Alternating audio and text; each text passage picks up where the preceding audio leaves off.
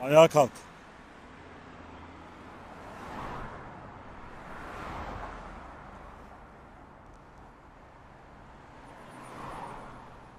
Bakma bana. Bir şey olmaz sandım. Bir sefer dedim. Sonra bir sefer daha. Yapamadım. Toparlayamadım. Geri dön. Nereye? Kime? Nasıl geri döneceğim? Arkadaşlarına, hayata, eski haline ve en önemlisi ailene geri dön.